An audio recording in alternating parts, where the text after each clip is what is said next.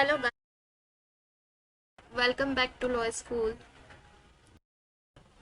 हमने previous video में बात करी थी सेक्शन 26 के बारे में कि जो एग्रीमेंट रिस्ट्रेन करते हैं मैरिज को वो वॉइड कहलाएंगे। सेक्शन 27 कहता है जो एग्रीमेंट रिस्ट्रेन करते हैं ट्रेड को वो भी वॉइड कहलाएंगे। क्या लिखा है देखते हैं। Every agreement by which any one is restrain from exercising a lawful profession trade और business of any kind is to that extent void. ऐसे एग्रीमेंट जो किसी पर्सन को उसके लॉफुल प्रोफेशन ट्रेड या बिजनेस करने से रोके, ऐसे एग्रीमेंट वॉइड कहलाएंगे। Every restraint general, partial, qualified, unqualified, सारे रिस्ट्रेंट क्या हो जाएंगे? वॉइड हो जाएंगे। जैसे कि लॉफुल प्रोफेशन ट्रेड और बिजनेस करने से कोई पर्सन किसी पर्सन को रोके तो ऐसे एग्रीमेंट क्या कहलाते हैं? वॉइड कहलाते हैं। और ऐसे अगर जनरल हो, एक पार्शियल हो, एक क्वालिफाइड, अनक्वालिफाइड किसी भी टाइप का रिस्ट्रेंट होगा तो ऐसा रिस्ट्रेंट क्या होगा? वॉइड हो जाएगा। ठीक है, अब एक एग्जाम्पल के थ्रू इसको समझते हैं। जैसे ए बी से कहता है कि तुम कि ए बी से कहता है कि तुम पर्टिकुलर टाइम तक ये वाला बिजनेस नहीं करोगे, तुम बिजनेस नहीं करोगे तो मैं तुम्हें 1 लाख रुपए दूंगा या 10,000 रुपए महीना तुमको दूंगा। तुम पर्टिकुलर टाइम तक कम से कम 25 साल तक तुम ये वाला बिजनेस नहीं करोगे। तो ऐसे रिस्ट्रेंट क्या हो जाएंगे? ऐसे एग्रीमेंट जो रिस्ट्रेंट लगाते हैं ट्रेड पर तो ऐसे एग्रीमेंट वॉइड हो जाते हैं। एक एग्जांपल और लेते हैं हम।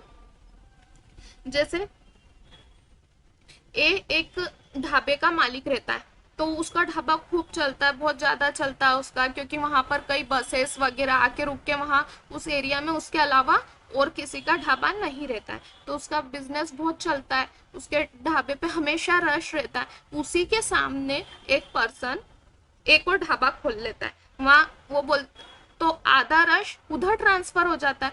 कई लोग नई जगह रहती है तो वहां ट्राई करने चले जाते हैं, कई कस्टमर वहां जाते हैं उसके, तो उसके बिजनेस पे अफेक्ट पड़ता है। कंपटीशन बढ़ गई उसके बिजनेस की, तो वो उस अदर पर्सन के पास गया और कहा कि मैं तुमको 2 लाख रुपए देता हूँ और तुम तुम्हारा ढाबा बंद कर दो। वो पर्सन 2 लाख रुपए भी ले लेता है और ढाबा बंद भी नहीं करता है। तो ऐसे एग्रीमेंट जो उसको बिजनेस करने से रोक रहे हैं तो ऐसे एग्रीमेंट वॉइड कहलाएंगे। इसमें अगर वो बिजनेस फिर भी करता रहे तो उसको कोई ब्रीच ऑफ कॉन्ट्रैक्ट नहीं होगा इसमें, क्योंकि ऐसे एग्रीमेंट वॉइड हो जाते हैं। अब एक और एग्जांपल लेते हैं।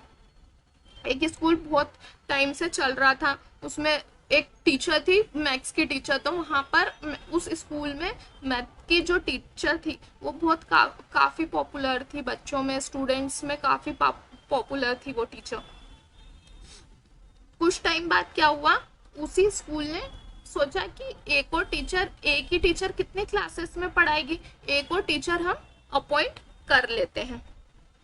इस कारण उस जो मैथ्स की टीचर थी उसको प्रॉब्लम होने लग गई, तो उसने कहा कि तुम ये 15,000 रुपए रखो और तुम ये जॉब छोड़ दो। उसको लॉफुल उसके प्रोफेशन करने से उसको बोल दिया कि नहीं, तुम रिस्ट्रेन कर दिया उसको।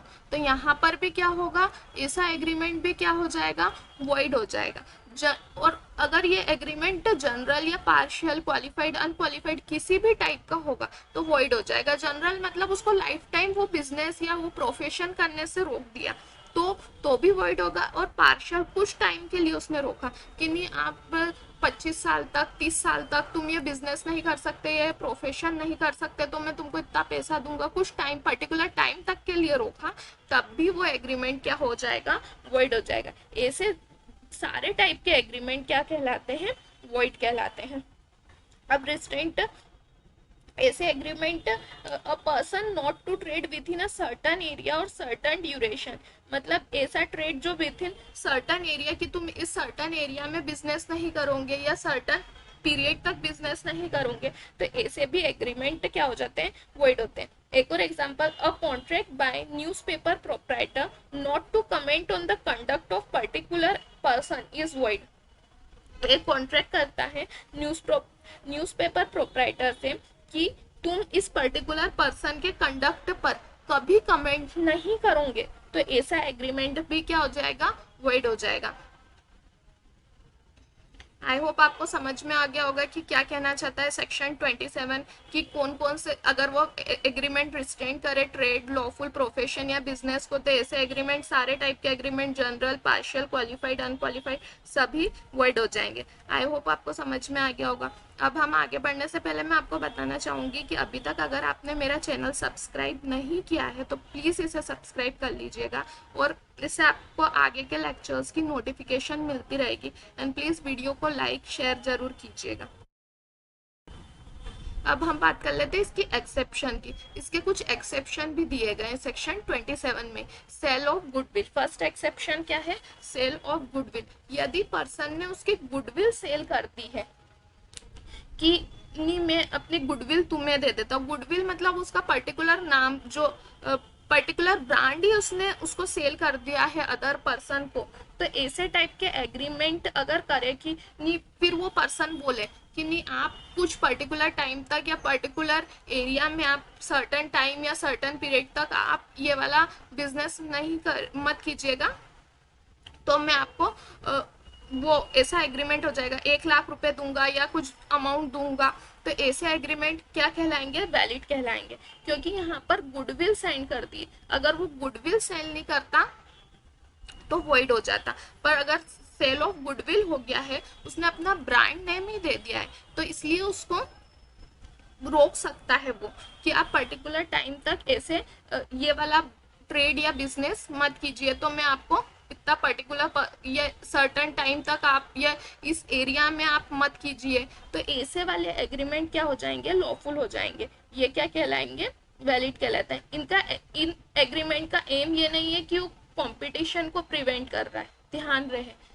ऐसे केस लॉ था Nordenfelt versus Maxim Nordenfelt guns and ammunition company limited, 1894 का केस लो। इस केस में क्या हुआ था कि सेल ऑफ गुडविल हुई थी बाय इन्वेंटर और मैन्युफैक्चरर ने गन्स एंड एम्यूनेशन की थी, और बायर कंपनी से उस टर्म्स पे कि 25 साल तक आप ये बिजनेस नहीं करेंगे, not to practice the same trade for 25 years. तो यहाँ पर गुडविल सेल कर दी थी यहाँ पर इन्वेंटर और मैन्युफैक्चरर ने उसके, तो क्या हुआ? 25 साल तक आप ये ट्रेड नहीं करेंगे, तो ऐसे एग्रीमेंट क्या कहलाएंगे? वैलिड कहलाएंगे, जो एक पर्टिकुलर टाइम डिसाइड कर लेते हैं। An agreement by person who sell goodwill of his business not to carry on similar business within specified local limit so long as the buyer carries on similar business is valid. Okay, next क्या है? Partnership act. Partnership act में भी कुछ provision दिए हैं जो validate करते हैं कि agreement in restraint of trade को कि वैलिड होंगे ऐसे एग्रीमेंट जो रिस्ट्रेंट करते हैं ट्रेड को। फर्स्ट प्रोविजन दिया है सेक्शन 11 में। सेक्शन 11 कहता है partner during the continuance of the firm to restrict their mutual liability by agreeing the none of them shall carry on business other than that of the firm।